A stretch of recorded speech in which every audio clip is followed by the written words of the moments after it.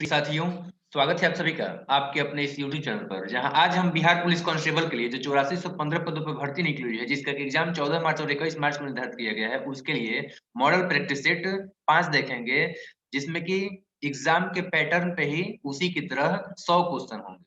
आप कलम कॉपी लेकर के वीडियो के सामने बैठे ताकि जैसे-जैसे मैं क्वेश्चन के ऑप्शन बताते चलूँ, वैसे-वैसे आप क्वेश्चन का जो है आंसर करें और जब मैं सही आंसर बताऊँ, मैच करके आप ये जान सकें कि आपका कितना मार्क्स आ रहा है आउट ऑफ 100 और आपका जो रिजल्ट इस बार हो रहा है या फिर कुछ नंबर से दिक्कतें हो रही हैं, तो उन सभी जिन टॉपिक से जो है हमें दिक्कत हो रही है, उन टॉपिक्स को हम लोग क्लियर कर लें और इस बार जो रिजल्ट 100% वो सुनिश्चित करें। तो चलिए देखते हैं हम लोग अगला क्वेश्चन, जो कि हमारा पहला क्वेश्चन होगा और वो पहला क्वेश्चन है कि जूता किस प्रकार का शब्द है? ऑप्शन है यहाँ पे तत्सम, तद्भव, देशज या विदेशज। तो देखिए जूता जो है वो एक देशज शब्द है, तो करेक्ट आंसर हो जाएगा ऑप्शन नंबर सी। अगला क्वेश्चन लेते हैं, तो अगला क्वेश्चन है कसौटी में प्रत्यय क्या है? कसौटी में प्रत्यय आपको बताना है औटी है, ई है या फिर टी है या फिर सौटी है। तो यहाँ पे आपका करेक्ट आंसर हो जाएगा ऑप्शन नंबर ए औटी। अगला क्वेश्चन देखते हैं, तो अगला क्वेश्चन है सद्भावना किस समास का उदाहरण है। ऑप्शन यहाँ पे दिए हुए हैं अव्ययी भाव, तत्पुरुष, द्विगु या कर्मधारय। तो इसका जो है आपका करेक्ट आंसर हो जाएगा ऑप्शन नंबर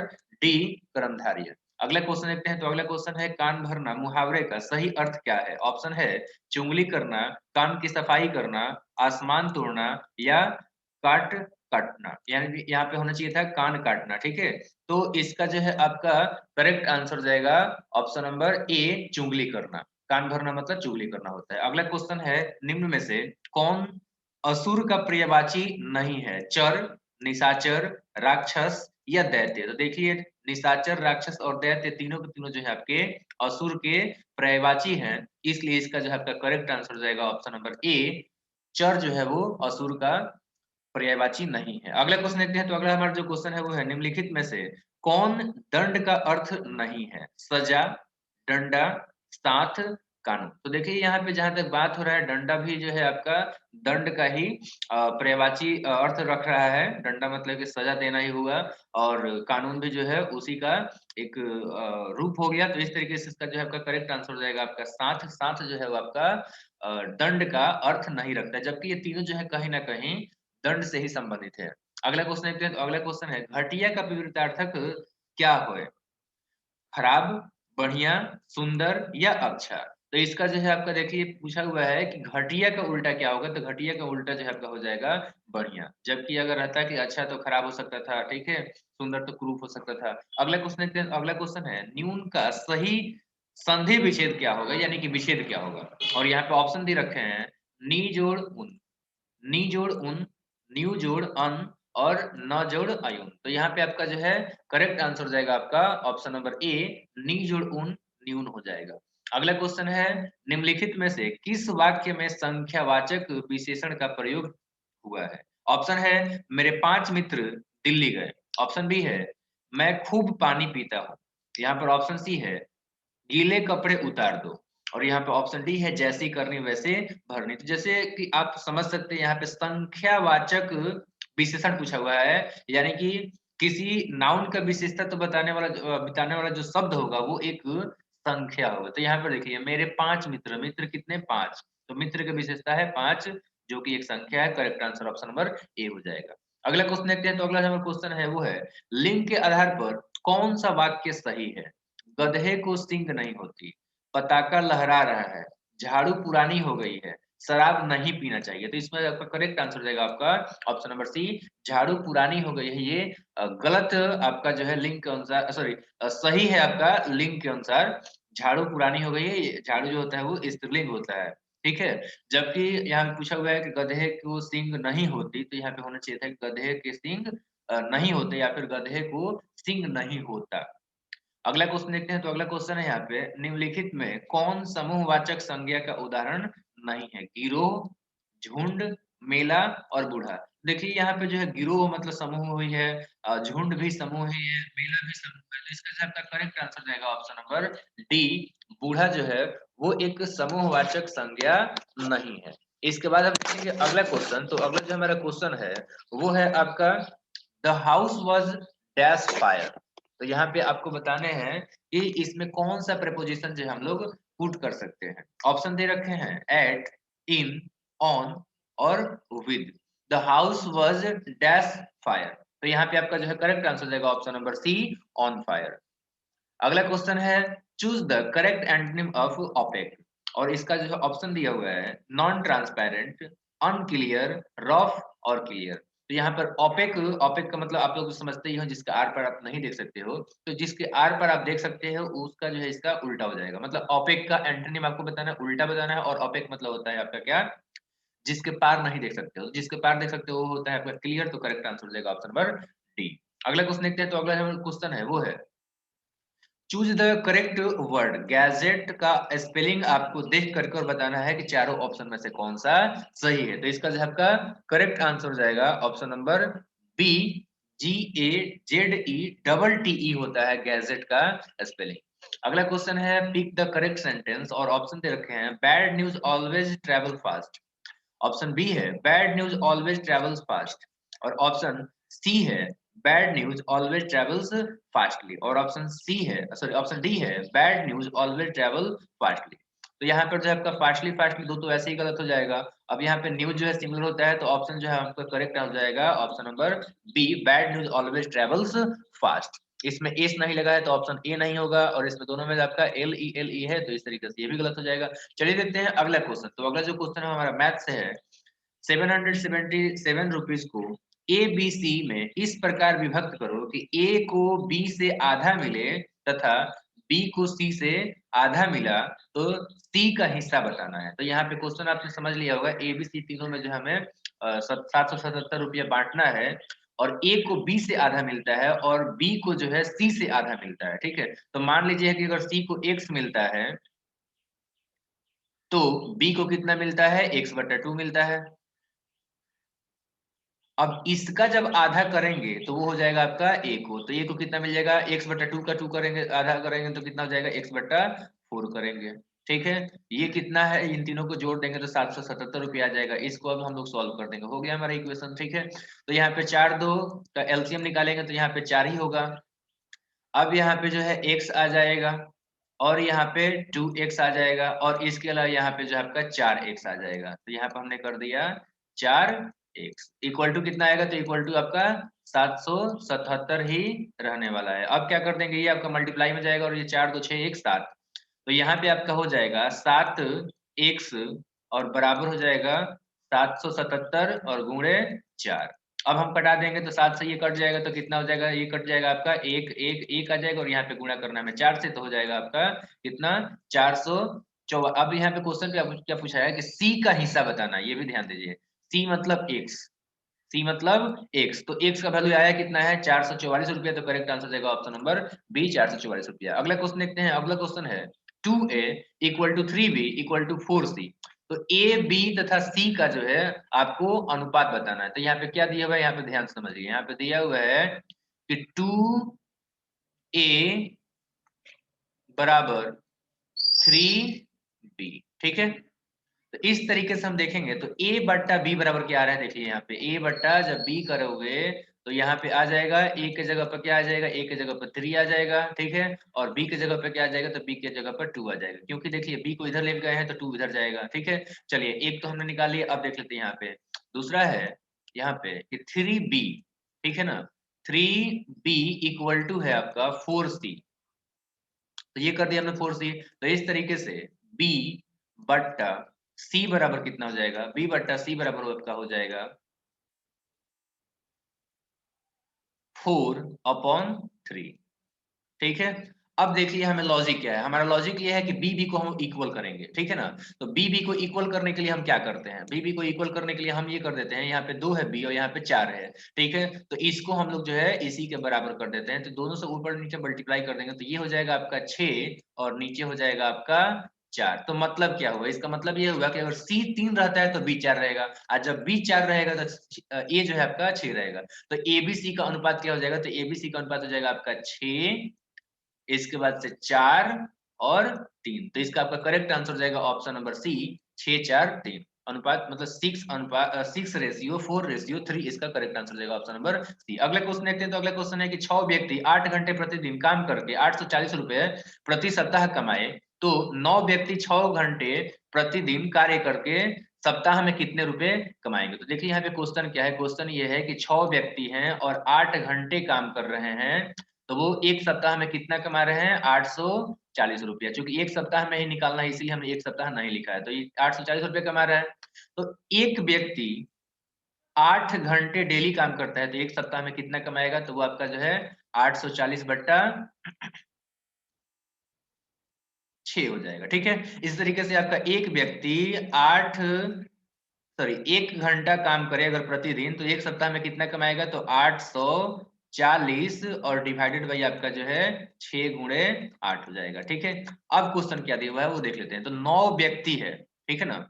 अब आपका जो है 9 व्यक्ति है और ये कितना काम कर रहा है, 6 घंटा काम कर रहा है, तो कितना होगा। तो हम लोग क्या कर देंगे, इसे मल्टीप्लाई कर देंगे, तो 840 और बट्टा 6 और गुणे 8 और पूरा का गुणे हो जाएगा आपका 9 गुणे 6। तो ये हमारा करेक्ट आंसर हो जाएगा। ठीक है, तो अब कटा देते हैं, क्या हो जाएगा, 6 से 6 कैंसिल हो जाएगा। ठीक है, 6 से 6 कैंसिल हो गया। इसके बाद हम देखते हैं 8 से, तो यहाँ पे हो जाएगा 8 एकम 8 और 0 8 पचे 40। अब 9 पचे 45, तो 945 रुपया हो गया आपका जो है correct answer, option number B. अगला क्वेश्चन देखते हैं। तो अगला जो हमारा क्वेश्चन है वो है, ए किसी कार्य को 12 दिन में समाप्त कर सकता है, परंतु बी ए से 60% अधिक दक्ष है, बी इसी कार्य को समाप्त करने में कितना समय लेगा। तो देखिए बातों को यहाँ पे समझिए, बात यहाँ पे क्या कह रहा है कि ए जो है 12 दिन में काम को समाप्त कर रहा है। अब देखिए, अगर एक काम को जो है ए जो है, देखिए यहाँ पे मैंने लिख दिया ए। अब ये क्या कर रहा है, एक काम है, एक काम को ये 12 दिनों में समाप्त कर रहा है। ठीक है, इसका मतलब ये हुआ कि ए का एक दिन में, कितना दिन में, तो एक दिन में किया गया काम कितना होगा, तो एक दिन में ये कितना काम करेगा, 1/12 करेगा। ठीक है, एक दिन में कितना काम कर रहा है, ये 1/12 कर रहा है।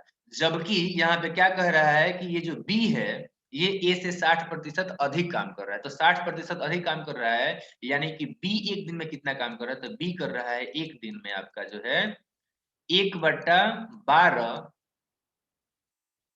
और प्लस आपका इसका 60% अधिक। ठीक है ना, मतलब कि आपका हो गया 1/60, सॉरी 1 बट्टा आपका 12 और गुणे में आपका 60/100। ठीक है, 60/100। तो अब यहाँ पे कितना हो जाएगा, ये कटा देंगे तो 12 पचे आपका जो है 60 हो जाएगा। ठीक है, 12 पचे 60 और ये हो जाएगा आपका 1/20। ठीक है, अब इन दोनों को हम लोग ऐड कर देंगे, ऐड कर देंगे तो कितना हो जाएगा, ये आपका जो है 12 और 20 का जब एलसीएम निकालेंगे तो ये आपका 60 हो जाएगा नीचे। ठीक है, क्योंकि 20 तिहाई 60 और 12 पचे 60। अब देखिए यहाँ पे 12 पचे 60, तो यहाँ पे ऊपर आ जाएगा 5 और प्लस आपका क्या आ जाएगा, तो ये हो जाएगा आपका 20 तिहाई 60। तो यहाँ पर जो है आपका 20 तिहाई 60 का क्या हो जाएगा, ये हो जाएगा आपका 3। ठीक है, देखिए यहाँ पे 20 तिहाई 60, तो ऊपर मल्टीप्लाई करेंगे तो ये आपका 8/60 आ जाएगा। 8 बट्टा कितना आ जाएगा, 8/60। ठीक है, 8/60, यानी कि जो है अगर हम लोग कटाते हैं तो ये हो जाएगा ऊपर में 4 और नीचे हो जाएगा 30, और फिर से कटाएंगे तो नीचे में हो जाएगा आपका 15 और ऊपर में हो जाएगा आपका 2, तो 2/15 आ जा रहा है। ठीक है, तो ये जो है आपका काम कितना कर रहा है, एक दिन में कर रहा है 2/15। तो बी कितना कर रहा है, एक दिन में ये कर रहा है 2/15। ठीक है ना, तो इसीलिए ये जो है पूरा काम कितना दिन में करेगा, तो पूरा काम जो है यानी कि ये जैसे देखिए 2/15 काम ये कर रहा है एक दिन में, तो फिर बी जो है पूरा एक काम कितना दिन में करेगा, तो ये जो है आपका भाग कर देंगे 1/2/15 से, तो ये आपका आ जाएगा कितना, ये आ जाएगा 15/2, और 15/2 का मतलब है आपका 7.1/2। तो इसका आपका करेक्ट आंसर हो जाएगा आपका ऑप्शन नंबर सी, 7.1/2। अगला क्वेश्चन लेते हैं। तो अगला जो हमारा क्वेश्चन है वो है, समबाहु चतुर्भुज का परिमाप 52 मीटर है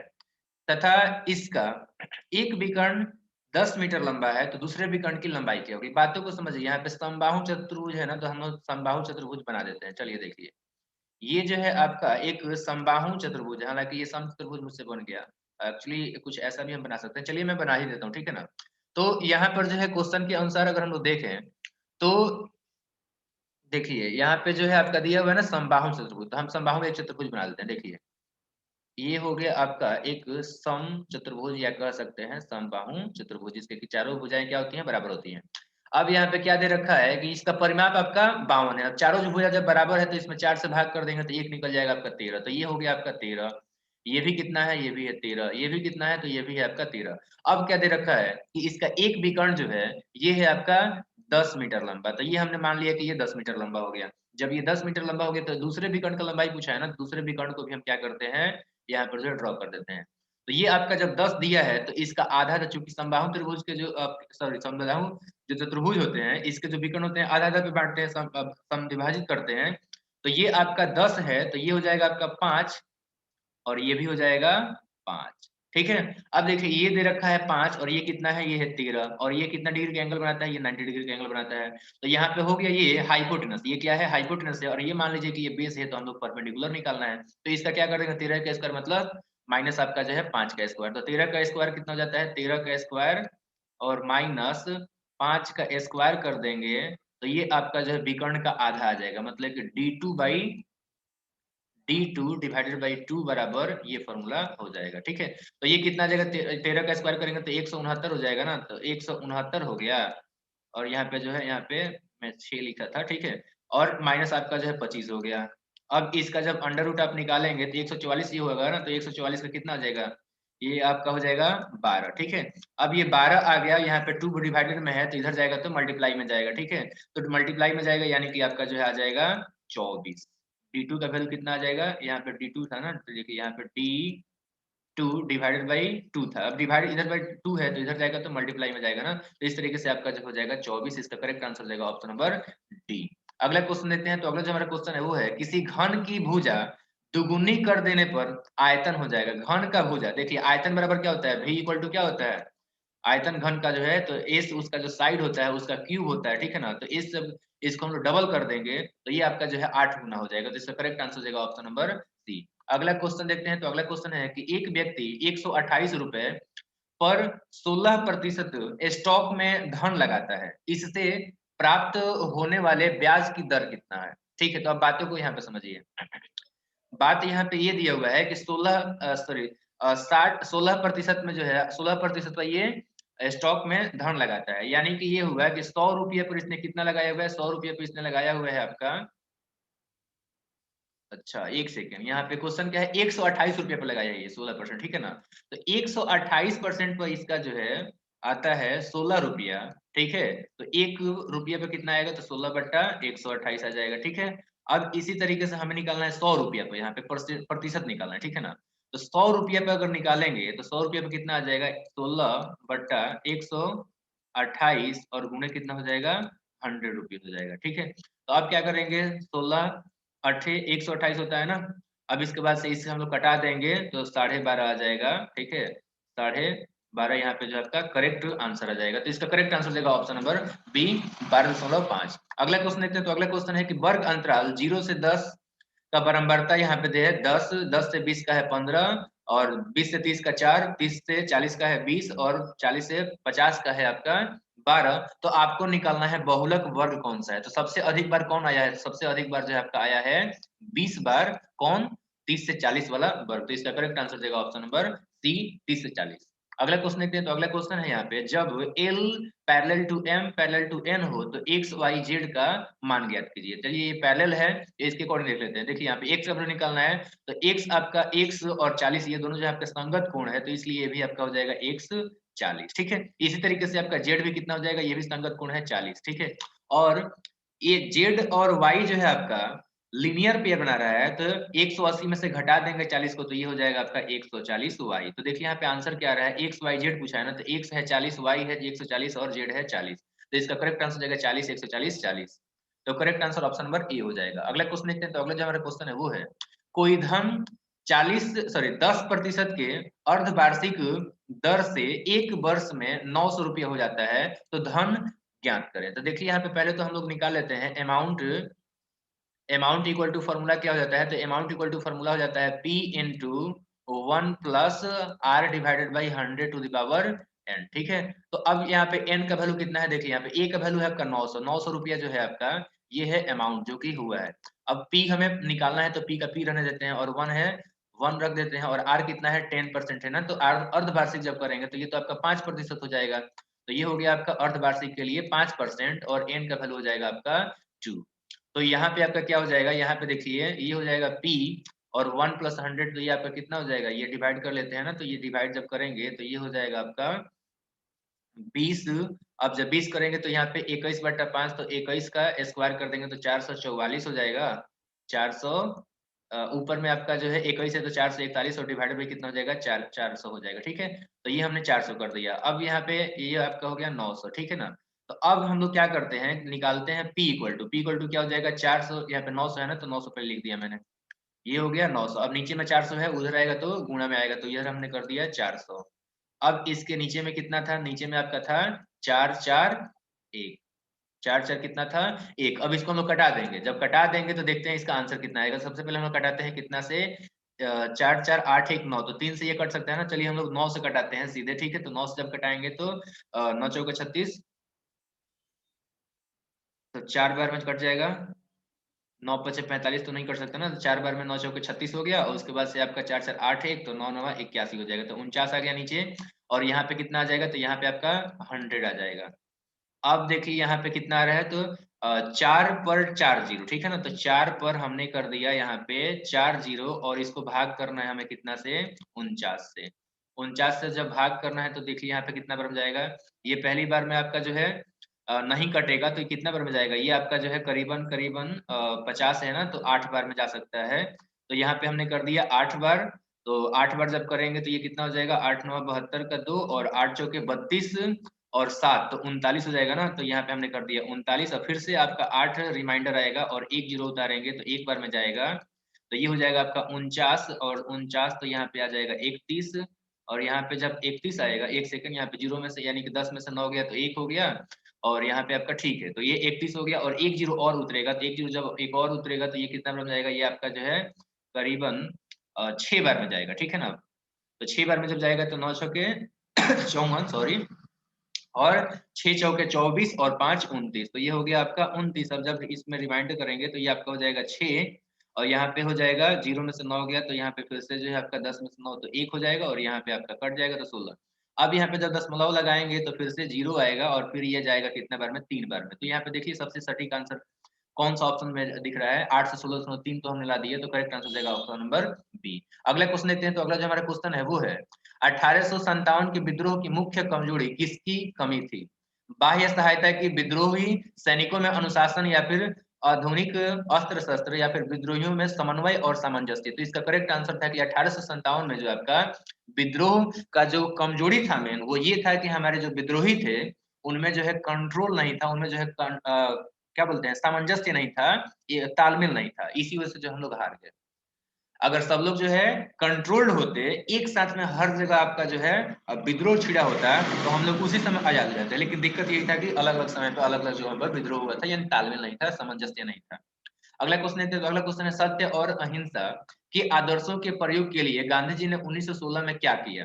वे भारतीय राष्ट्रीय कांग्रेस में शामिल हो गए, अहमदाबाद के निकट उन्होंने साबरमती आश्रम की स्थापना की, या उन्होंने गुजरात में विद्यापीठ की स्थापना की, या फिर उन्होंने अखिल भारतीय सत्याग्रह आरंभ किया। तो इसका करेक्ट आंसर देगा ऑप्शन नंबर बी, उन्होंने जो है आपका साबरमती आश्रम की स्थापना किया था अहमदाबाद में 1916 में सत्य अहिंसा के आदर्शों का प्रयोग करने के लिए। अगला क्वेश्चन है कि राज तरंगिणी के लेखक कौन है, जयदेव, विद्यापति, कल्हण या चंद्रवरदाई। तो इसका जो है आपका करेक्ट आंसर हो जाएगा ऑप्शन नंबर सी, कल्हड़ ने आपका राज तरंगिणी पुस्तक को लिखा जिसमें कि कश्मीर के राजाओं का वर्णन है। अगला क्वेश्चन है वंदे मातरम सबसे पहले किस में प्रकाशित हुआ था, केसरी में, गीतांजलि में, हरिजन में या फिर आनंद मठ में। तो इसका करेक्ट आंसर देगा आपका ऑप्शन नंबर डी, आनंद मठ में वंदे मातरम का जो है प्रकाशन सबसे पहले किया गया था। अगला क्वेश्चन देखते हैं। तो अगला जो हमारा क्वेश्चन है वो है उस विद्वान का नाम बताइए जो महमूद गजनी के साथ भारत आया था, इब्न बतूता, अल बिरूनी, फिरदौसी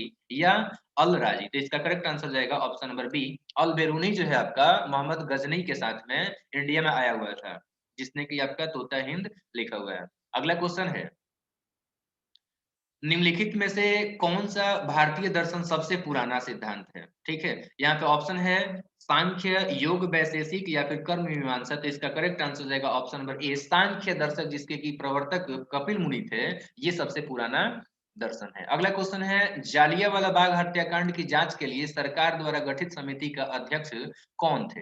ऑप्शन यहाँ पे दिया हुआ है ओ डायर, ऑप्शन बी है जनरल डायर, और ऑप्शन सी है जॉन सीमन, और ऑप्शन डी है हंटर। तो देखिए हंटर कमेटी जो आपका बनाया गया था, ठीक है, वो उसके अध्यक्ष थे आपके हंटर। और ये जो है आपका जालियांवाला जो बाग हत्याकांड हुआ था, जिसमें कि काफी लोग निर्दोष लोग जो है आपके मारे गए थे, और ये कांड हुआ था 13 अप्रैल 1919 को, ठीक है ना, 13 अप्रैल 1919 को इसी के जो है आपका जांच के लिए किया गया था। अगला क्वेश्चन देखते हैं। तो अगला क्वेश्चन है कि हिंदू मुस्लिम एकता को सही रूप में अधोलिखित कौन सा आंदोलन अभिव्यक्त करता है? स्वदेशी आंदोलन, नागरिक समज्ञा आंदोलन, भारत छोड़ो आंदोलन, या फिर खिलाफत आंदोलन? तो देखिए खिलाफत आंदोलन जो है उसमें उसके जरिए जो है गांधी जी ने हिंदू मुस्लिम एकता को बढ़ावा दिया, ठीक है।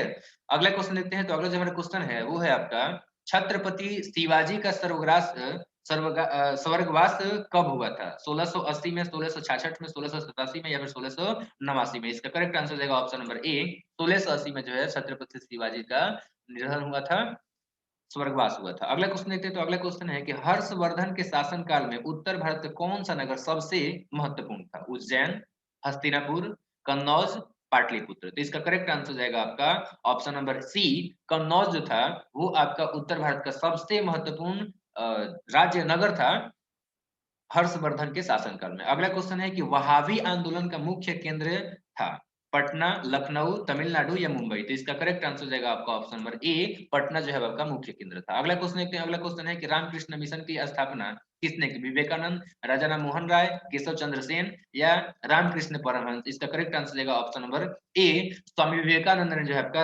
रामकृष्ण मिशन, जो कि उनके गुरु थे, उन्हीं के नाम पर उन्होंने जो है आपका स्थापित किया, और साथ ही साथ जो है आपका युवा शक्ति भी प्रदान किया। अगला क्वेश्चन देखते हैं। तो अगला क्वेश्चन है आपका, महाराष्ट्र का सुकरात किसको कहा जाता है? बाल गंगाधर तिलक, बिपिन चंद्र पाल, फिरोज शाह मेहता, या महादेव गोविंद राणादे? तो देखिए महादेव गोविंद राणादे को महाराष्ट्र का जो है सुकरात कहा जाता है। अगला क्वेश्चन है कि कूका आंदोलन किसने संगठित किया? गुरु रामदास, गुरु नानक देव, गुरु राम सिंह, या गुरु गोविंद सिंह? तो इसका करेक्ट आंसर जाएगा आपका ऑप्शन नंबर सी, गुरु राम सिंह ने जो है आपका कुका आंदोलन को संगठित किया था। अगला क्वेश्चन है 19वीं सदी के उत्तरार्ध में नव हिंदूवाद के सर्वश्रेष्ठ प्रतिनिधि कौन थे? और यहाँ पे ऑप्शन दिया हुआ है, रामकृष्ण परमहंस, स्वामी विवेकानंद, बंकिम चंद्र चटर्जी, या राजा राम मोहन राय? तो इसका करेक्ट आंसर जाएगा ऑप्शन नंबर ए, गलती से जो मैंने ए बोल दिया, यहाँ पे जो आपका बी बोलना था, स्वामी विवेकानंद। स्वामी विवेकानंद जो है आपके नव हिंदूवाद के सर्वश्रेष्ठ प्रतिनिधि के रूप में आपके जो है उभरे थे। उन्होंने जो है आपका हिंदूवाद का एक नया परिभाषा भी दिया था। तो ये भी चीजें आप लोग को जो ध्यान रखना है, हिंदूवाद का नई परिभाषा भी स्वामी विवेकानंद ही आपका दिया था, और वो 19वीं शताब्दी के अंतिम में, मतलब उत्तरार्ध में कह सकते हैं कि ये जो है आपके नव हिंदूवाद के सर्वश्रेष्ठ प्रतिनिधि थे। साथ ही साथ उन्होंने जो है आपका युवा शक्ति को दिशा भी दिया था, मार्गदर्शन भी किया था। अगला क्वेश्चन है कि वह स्थान जहां से भूकंप की उत्पत्ति होती है कहलाता है? प्रतिध्वस्त स्थान, या फोकस, या फिर भूकंप अधिकेंद्र, या फिर इनमें से कोई नहीं? तो इसका करेक्ट आंसर जाएगा आपका ऑप्शन नंबर बी, फोकस कहते हैं। देखिए वह बिंदु जहां से भूकंप की उत्पत्ति होती है वो भूकंप मूल, या फिर भूकंप केंद्र, या फोकस कहलाता है। जबकि वो जगह जहां पर की भूकंपीय लहरों का सबसे पहले फीलिंग होता है, मतलब महसूस हम लोग करते हैं, उसको हम लोग भूकंप अधिकेंद्र कहते हैं। और ये जो भूकंप केंद्र होता है फोकस के जस्ट एकदम ऊपर होता है, लंबवत। अगला क्वेश्चन है। तो अगला क्वेश्चन है कि अर्धचंद्राकार मरुस्थलीय आकृति किस नाम से जानी जाती है? ऑप्शन है बरखान, एरट, गारी, या सीफ? तो इसका करेक्ट आंसर जाएगा आपका ऑप्शन नंबर ए, बरखान। और बरखान के निर्माण के बारे में याद रखिए कि बरखान का निर्माण एक दिशा में बहने वाली और कम वेलोसिटी वाली पवन के अनुप्रस्थ दिशा में होता है। और इसका जो है अगर ढाल का बात सॉरी इसका जो, हाँ, ढलान का बात करेंगे तो देखिए पवन के दिशा में जो है इसका ढाल उत्तल होता है। देखिए ये ध्यान रखिएगा। अगला क्वेश्चन है कि धरातल के नीचे पिघली चट्टान कहलाती है? लावा, मैग्मा, या फैकोलिथ, या लैकोलिथ? तो इसका करेक्ट आंसर जाएगा आपका धरातल के नीचे जो आपको पिघली हुई चट्टाने हैं उसको मैग्मा बोलते हैं, और जब ज्वालामुखी फटने के बाद जो बाहर निकलता है पिघली हुई चट्टान उसको लावा बोलते हैं। अगला क्वेश्चन देखते हैं। अगला क्वेश्चन है आपका, कौन सा युग्म सुमेलित नहीं है? खार्तूम नील नदी, रॉटरडैम टेम्स नदी, और पेरिस रेन नदी, और लंदन सीन नदी। तो सही यहाँ पे सुमेलित आपको बताना है, तो इसमें आपका जो है करेक्ट आंसर हो जाएगा आपका ऑप्शन नंबर ए। खार्तूम जो है वो नील नदी के किनारे है, जबकि राइटरडम जो है वो टेम्स नदी के किनारे नहीं है, जबकि टेम्स नदी जो है आपका वो लंदन लंदन के सॉरी लंदन जो है वो टेम्स नदी के किनारे है। ठीक है, इस तरीके से अगर बात करेंगे तो सीन नदी का अगर हम लोग बात करें, ठीक है ना, अगर सीन नदी का हम लोग बात करेंगे तो सीन नदी जो है वो हाँ पेरिस के किनारे, ठीक है, सॉरी सीन नदी के किनारे पेरिस है, और रेन नदी के किनारे जो है आपका राइटर डम है, ये ध्यान रखिएगा। तो अब देखते हैं हम लोग अगला क्वेश्चन। तो अगला क्वेश्चन है हम अगला क्वेश्चन देखते हैं। तो अगला हमारा जो क्वेश्चन है वो है कौन सा ऊर्जा का अनवीकरणीय स्रोत है। ठीक है, यहाँ पे जल है, कोयला है और सौर है और पवन है। तो इसका करेक्ट आंसर आपका हो जाएगा अनवीकरणीय कौन सा स्रोत है, तो ये हो जाएगा आपका कोयला। अगला क्वेश्चन है कौन सा दर्रा श्रीनगर को लेह से जोड़ता है। जो जिला बतिहाल बनिहाल यहाँ पे लिखना चाहिए था, बनिहाल या बुर्जिल या बोलन। तो इसका करेक्ट आंसर हो जाएगा आपका ऑप्शन नंबर, एक सेकेंड, यहाँ पे जो है करेक्ट आंसर हो जाएगा आपका ऑप्शन नंबर ए। जो जिला दर्रा जो है वो श्रीनगर को लेह से जोड़ता है। अगला क्वेश्चन देखते हैं। तो अगला हमारा जो क्वेश्चन है वो कौन सी नदी है जिसका उद्गम भारतीय राज्य क्षेत्र में नहीं है। तो भारतीय राज्य क्षेत्र में आपका झेलम का जो है उद्गम नहीं है, ये आपका पीओके से निकलता है। अगला क्वेश्चन है नल सरोवर पक्षी अभयारण्य कहाँ स्थित है। गुजरात, हिमाचल प्रदेश, मध्य प्रदेश या महाराष्ट्र। इसका करेक्ट आंसर जाएगा आपका ऑप्शन नंबर ए। नल सरोवर पक्षी अभयारण्य गुजरात में है। अगला क्वेश्चन देखते हैं। अगला क्वेश्चन निम्नलिखित नगरों में कौन सा कर्क रेखा के निकटतम है। दिल्ली, कोलकाता, जोधपुर या नागपुर। तो इसका करेक्ट आंसर जाएगा आपका ऑप्शन नंबर बी, कलकत्ता जो है आपका कर्क रेखा के सबसे नजदीक है इन चारों में। अगला क्वेश्चन देखते हैं। अगला क्वेश्चन है सुमेलित कीजिए। कटक, गोदावरी, लुधियाना, क्षिप्रा, नासिक महानदी और उज्जैन आपका सतलज। तो इसमें जो है देखिए, अगर हम लोग बात करेंगे यहाँ पे कटक का, तो देखिए कटक जो है आपका वो क्षिप्रा नदी के किनारे हो जाएगा। ठीक है, एक सेकेंड, ये जो कटक है ये क्षिप्रा नहीं, ये महानदी के किनारे हो जाएगा। ठीक है, तो ए का जो है आपका 3 करेक्ट आंसर हो जाएगा, यानी कि अब ए या बी सही आंसर हो जाएगा। अब देखते हैं हम लोग बी का। तो बी जो है आपका लुधियाना जो है सतलज नदी के किनारे है, तो आपका जो है ये देखिए ए का बी हो गया और बी का जो है आपका 4 हो गया। इस तरीके से बात करते हैं सी का। तो सी जो है आपका नासिक है, और नासिक जो है आपका ये गोदावरी नदी के किनारे है, तो ये आपका जो है एक भी हो जाएगा। और इसके बाद से उज्जैन की बात करेंगे, ये आपका शिप्रा नदी के किनारे है। ठीक है, तो ये हो जाएगा आपका 2 नंबर। ठीक है, तो इसका करेक्ट आंसर हो जाएगा आपका ऑप्शन नंबर ए। अगला क्वेश्चन देखते हैं। तो अगला क्वेश्चन है स्वतंत्रता प्राप्ति के समय देश में सड़कों की कुल लंबाई कितनी थी। 2.42 लाख, या फिर 1.4 लाख, और ऑप्शन सी है 3.88 लाख किलोमीटर, और ऑप्शन डी है 5.78 लाख किलोमीटर। इसका करेक्ट आंसर हो जाएगा ऑप्शन नंबर सी, 3.88 लाख जो है आपका कुल सड़कों का लंबाई था स्वतंत्रता प्राप्ति के समय में भारत में। अगला क्वेश्चन है सर्वोत्तम कोयले का प्रकार कौन सा है। एंथ्रासाइट, पीट, लिग्नाइट या फिर बिटुमिनस। इसका करेक्ट आंसर जाएगा ऑप्शन नंबर ए। एंथ्रासाइट जो सबसे अच्छी क्वालिटी का कोयला होता है। मुंबई हाई क्यों प्रसिद्ध है। कोयले के निर्यात के लिए, तेल शोधक कारखाना के लिए, फिर खनिज तेल के लिए, या फिर परमाणु शक्ति के लिए। इसका करेक्ट आंसर देगा ऑप्शन नंबर सी, खनिज तेल के हेतु।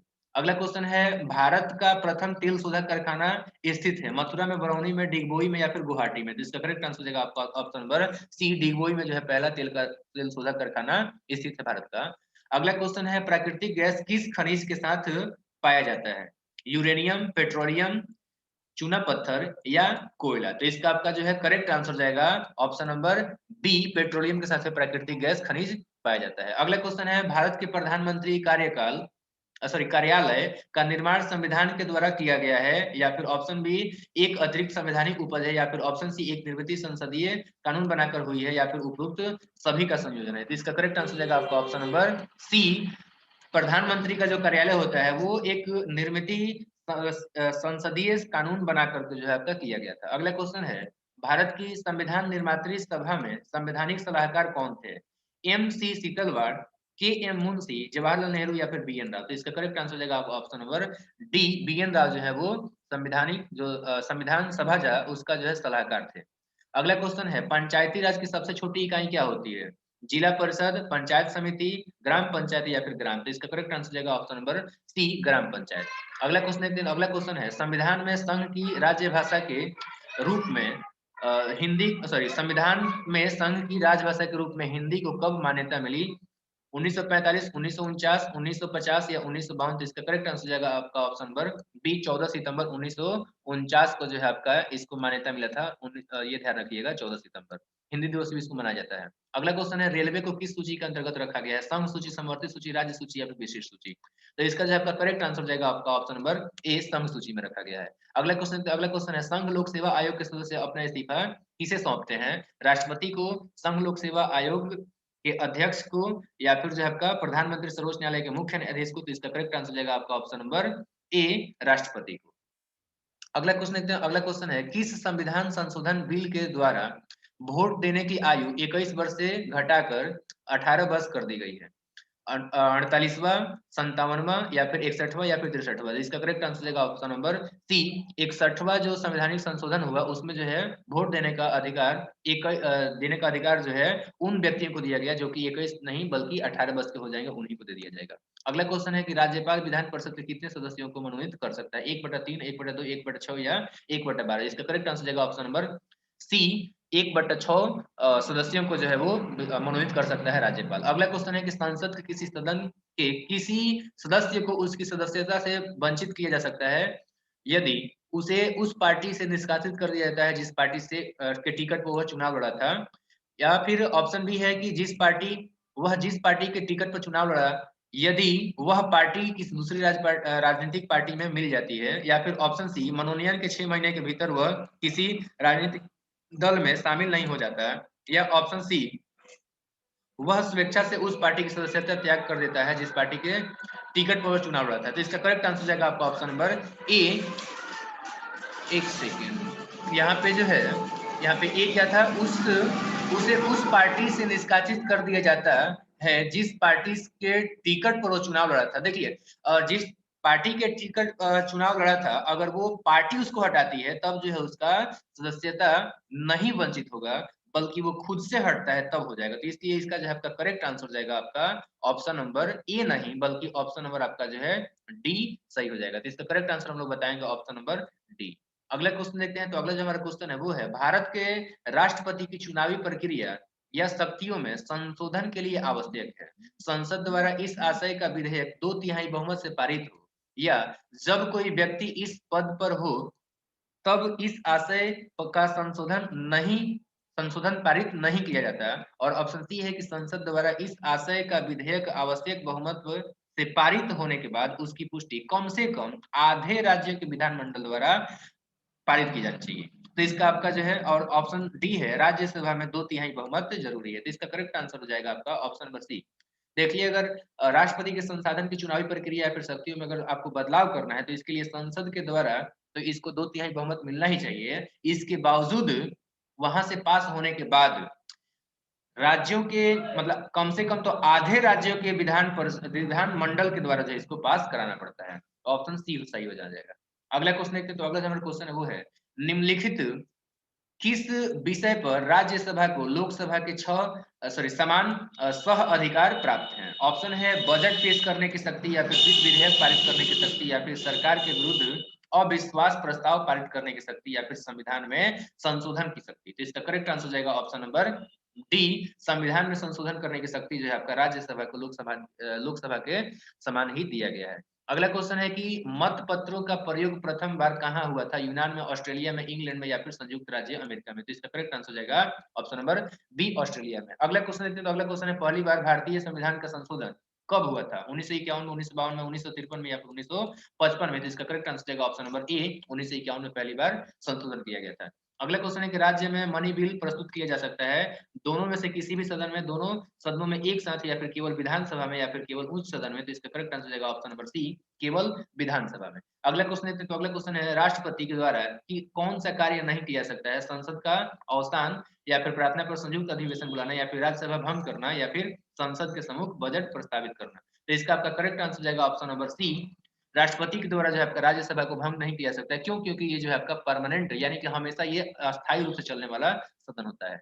अगला क्वेश्चन देखते हैं। तो अगला जो हमारा क्वेश्चन है वो है निम्नलिखित में से किस दर्पण द्वारा किसी वस्तु का वास्तविक प्रतिबिंब मिल सकता है? समतल दर्पण, अवतल दर्पण, उत्तल दर्पण, या फिर इनमें से तीनों के द्वारा? तो इसका करेक्ट आंसर जाएगा आपका ऑप्शन नंबर बी, अवतल दर्पण के द्वारा हम लोग जो है वास्तविक और आभासी दोनों ही प्रकार के प्रतिबिंब प्राप्त कर सकते हैं। अगला क्वेश्चन देखते हैं। तो अगला क्वेश्चन है निम्नलिखित में से किस दर्पण द्वारा किसी वस्तु का आभासी प्रतिबिंब प्राप्त किया जा सकता है? केवल समतल दर्पण द्वारा, केवल अवतल दर्पण द्वारा या फिर उत्तल दर्पण द्वारा या फिर तीनों प्रकार के दर्पण द्वारा। देखिए आभासी प्रतिबिंब जो होता है ये तीनों ही दर्पण के द्वारा प्राप्त कर सकते हैं। उत्तल और अवतल जो है, सॉरी उत्तल और समतल जो है ये तो सिर्फ और सिर्फ आभासी ही बनाते हैं, लेकिन अवतल भी बना सकता है। तो इसका करेक्ट आंसर जाएगा ऑप्शन नंबर डी। अगला क्वेश्चन देखते हैं। तो अगला क्वेश्चन है, जब प्रकाश की एक किरण दो माध्यमों को अलग करने वाली सतह पर लंबवत पड़ती है तो वह अभिलंब से ऑप्शन ए दूर मुड़ जाती है या फिर बिना मुड़े निकल जाती है या फिर अभिलंब की ओर मुड़ जाती है या फिर 7 रंगों में टूट जाती है। इसका करेक्ट आंसर जाएगा ऑप्शन नंबर बी। जब प्रकाश की किरण जो है अगर दो माध्यमों को अलग करने वाली सतह की लंबवत पड़ती है तो वो सीधा निकल जाता है बिना